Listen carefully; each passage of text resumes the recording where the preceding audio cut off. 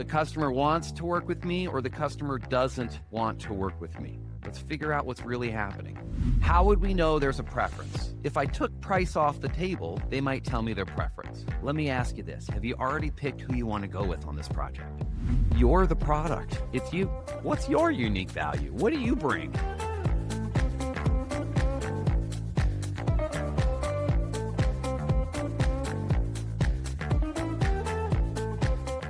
So welcome today. We are talking about preference versus price intel.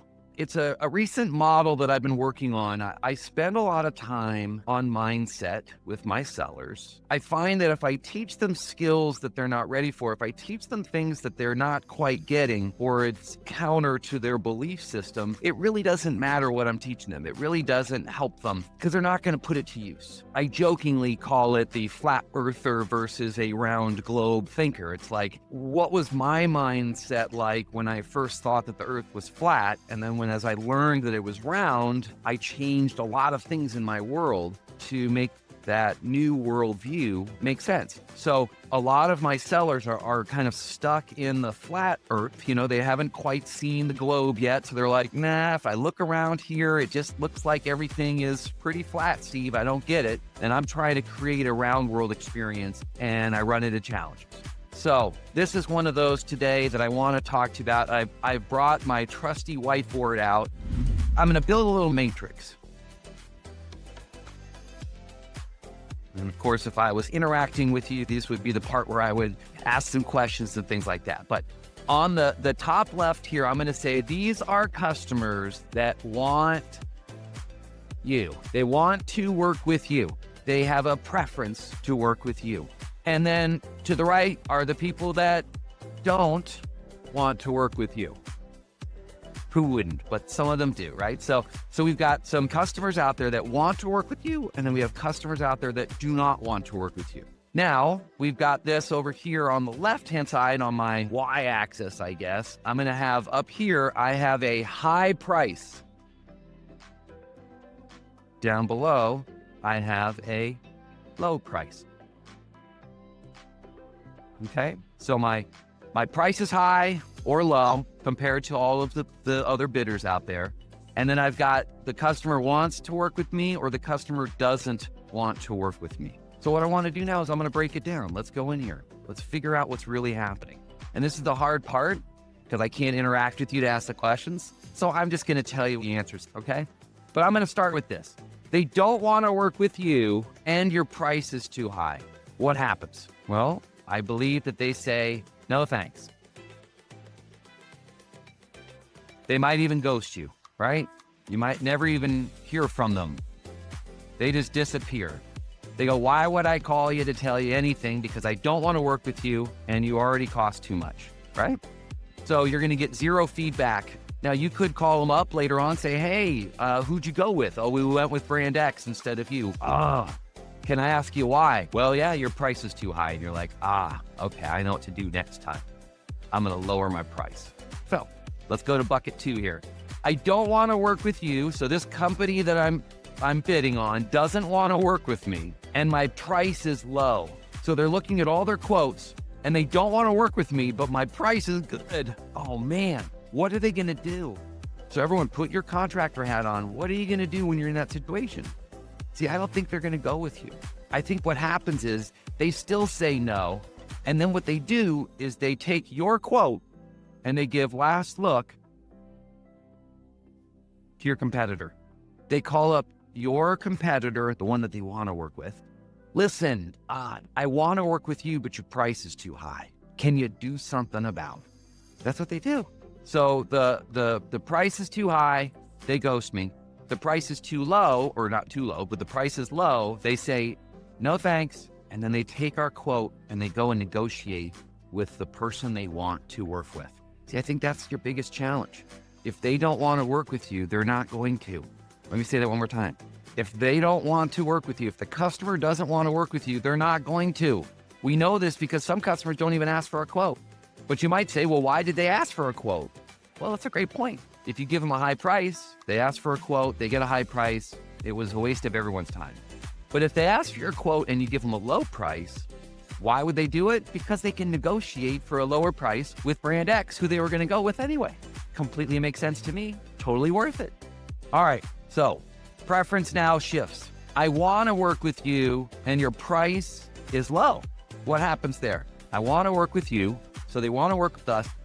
Oh, but the price is low. Well, they're going to say yes. And I didn't quite put this in green pen yet because I think this is a conditional yes. This isn't as good as I want it to be. Because what happened now is I've left money on the table.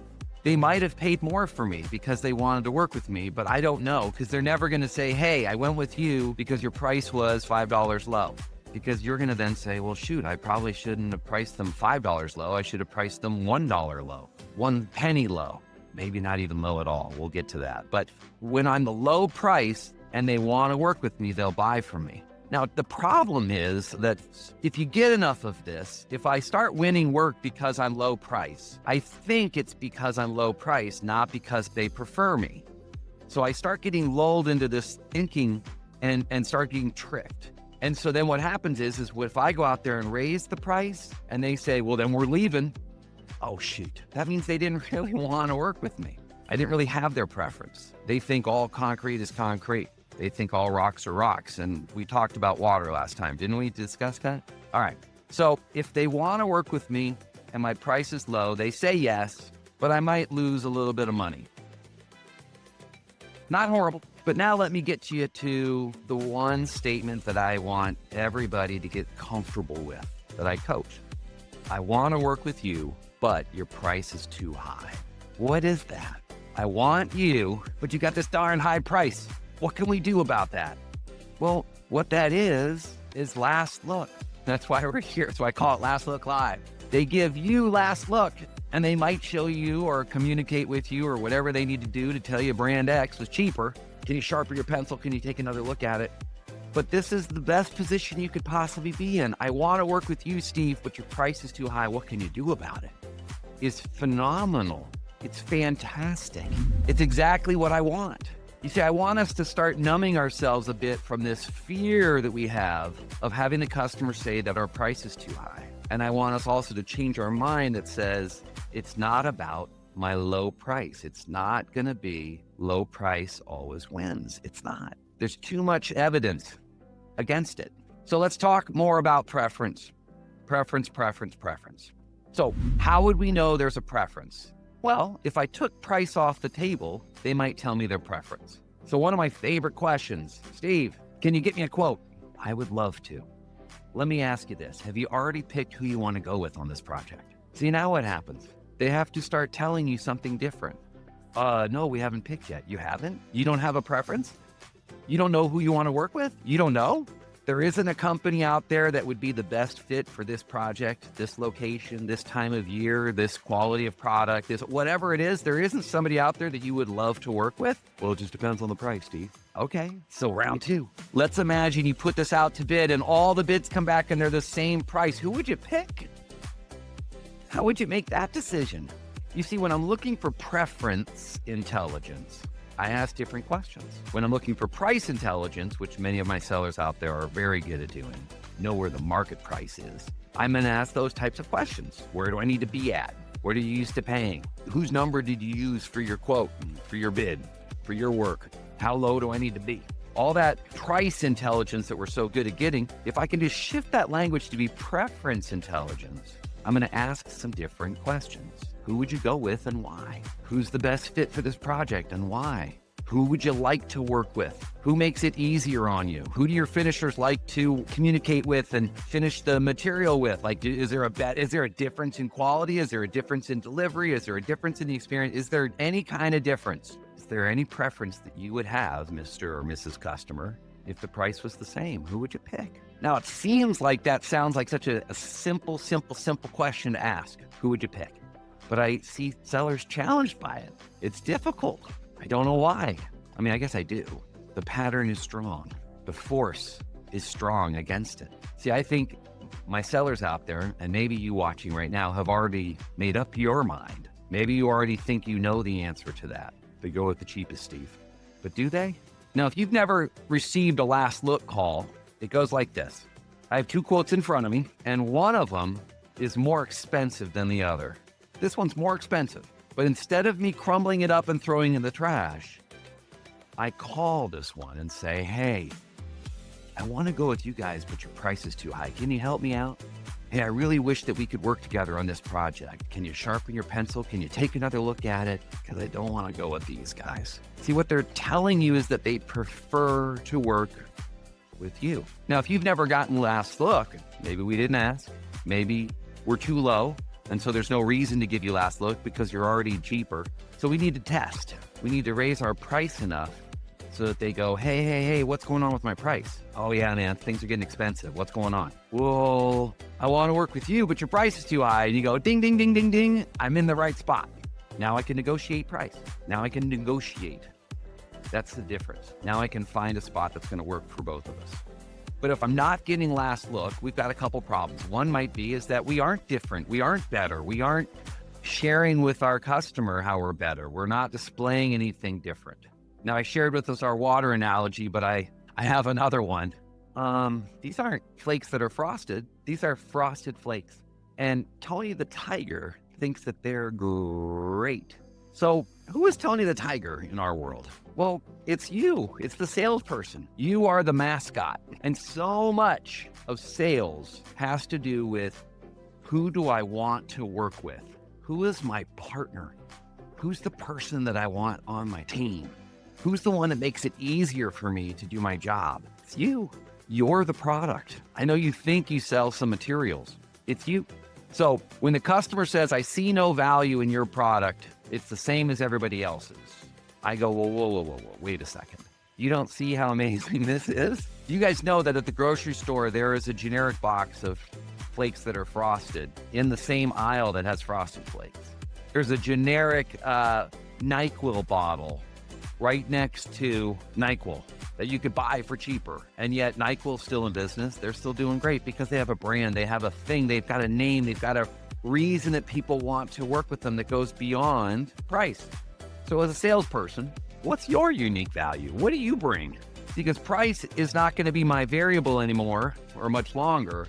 Wanting to work with me and not wanting to work with me is going to be the variable. And I think that we are the first round. If they don't want to work with us, we're screwed. We already lost them. If you aren't being invited in, if you aren't able to call them up and they take your call, if you aren't able to have a relationship, a friendship, a conversation with your customer, you've already lost. They've already picked someone other than you. And now pricing is just going to be, are we helping the market go terribly? Are we helping our customer get a lower price from brand X? That's all we end up doing because we're not actually engaged in the right game. We're trying to spend all of our time working on a quote to put the right price on it, but the quotes look the same. There's no difference. What's different is me and my efforts, my company, and all of its products and features and benefits and all the things that it has to offer. And how is that going to get communicated? Well, in the marketing world, we've got TV commercials, we've got fancy boxes that have all this stuff on it. See, this quote looks a lot different than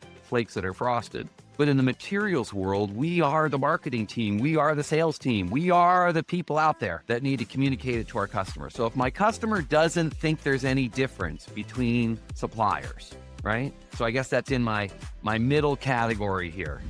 If they actually live somewhere in this middle zone, like, I don't know which one. I'm stuck. I've got a question mark here. I don't know. I'm right in the middle. Who should I work with? You're all the same to me. Well, I can't blame my customer for that opinion. They don't know. They haven't tasted the difference. They haven't seen the difference, heard the difference, felt the difference. They haven't experienced the difference yet. So that would excite me. Oh, well, you haven't worked with me yet. So you don't know. Of course you don't know. Oh my goodness. My fault. If you don't know who to work with, that's on me. If you don't know that there's a difference between suppliers, that's on me. Now, I'd love if anybody's got a comment that says, Steve, I hear you, but this is the stuff I like to hear. Most of my coaching sessions are like this. I listen a bunch, hear the problem, I throw out a solution, they go, yeah, but here's the problem, Steve. You forgot about this, that, and this. Okay, great. But every time I get pushback on this, it's always similar stuff. It's mindset. It's just enough customers have told you that you are the same as everybody else and you believe them. That's all. It's not true, but you believed them. So that's why a lot of the work I do is in the mindset shifting business. I need to change your mind. And that's my hope today. It truly is. If price is the factor, then that means preference doesn't exist. And if price was the same, customers wouldn't know who to pick. Well, of course they would. Now, I get a few things on the preference side of things. I want to work with you, Steve. All right, let's talk about some of the preferences. Locations. That's a big one. I hear that all the time. And yet, I also hear stories of companies that won't switch suppliers even though the job is across the street from the brand X. They want to stay working with you or stay working with brand X, and they won't switch to you even though they're right across the street. That wouldn't make sense if location was important. But it is for some. I get it. But it's not always the case. Well, Steve, we've got a centralized dispatch, and they do their dispatch out of the batch plan. Cool. But yet there's tons of people that don't mind working that way. Well, that's weird. We got to break down these rules that we put in our head. First one is low price wins. Not always. Second one is location wins. Not always. Third one, quality. Like all these things are holding you back as a seller. They're not the truth. They are sometimes. And if they are true sometimes, but not all the time, that means we have to look for what is the factors that change those? What are the things? Now, as I break down customers, Last Look is on its way to a partnership. So when I have a partner that we work with that wants to work with me all the time, that accepts my bids as are, they don't even really go out to bid anymore. They just work with me. They're a partner. Now, if you have any of those, that means you've done a great job. You figured that out. I don't know if you know the reasons why that you're that way with them, but you've got a partnership that works. They just want to keep working with you. They want it to be easy. Last Look is just on the way to that. Last Look is why don't you try before you buy? Let's figure this out. If you think there's no difference between me and other suppliers, well then why don't you work with me on this next project? Let's pick one together. You can arm wrestle with me and I'll find a price that works, but let's find a project that both of us agree to,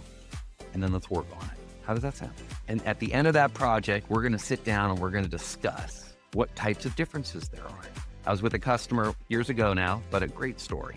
Their customer switched to work with them. They drove up to the job site. The owner of that company came out, he was the owner, and says, night and day. Night and day? What do you mean? Night and day. And the seller said, well, I don't understand. And the customer said, look, brand X's drivers, when there's a delay on our job site, they get out of the cab, they walk around, they do stuff. It drives me crazy.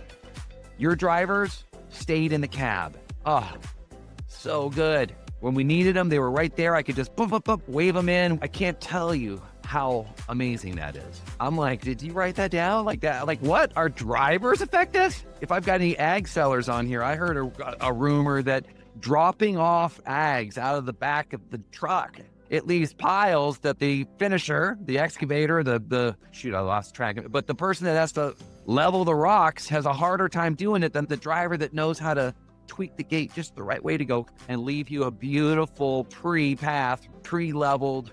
Like the driver has an impact to customers. Well, wait, what about locations and this? Oh, drivers are also a good thing. I heard another story recently where the woman that worked at the company, this was a customer, didn't like the billing process of brand X. Now, she happens to be the owner's daughter, so her opinion had some extra weight than maybe other accounting people do. She said, yeah, I just don't want to work with them anymore. It's way too difficult, too challenging of a billing process. But I thought it was the price and the location and the billing process had something to do with it. So whatever way you want to slice it up, I want you to evaluate your current customers and find out why do they love me. Put that on your cereal box and let's get out there and start communicating that to the customers that don't know you, that don't know there's a difference, that think that your competitor's better than you. And let's start shifting the preference that they have in the marketplace before we start playing around with the price of the marketplace. And if you don't know what that is, ask better questions. I'm just curious, if you put out your bids for this next project and every supplier came back and they were all the same price, who would you pick? Really? How come?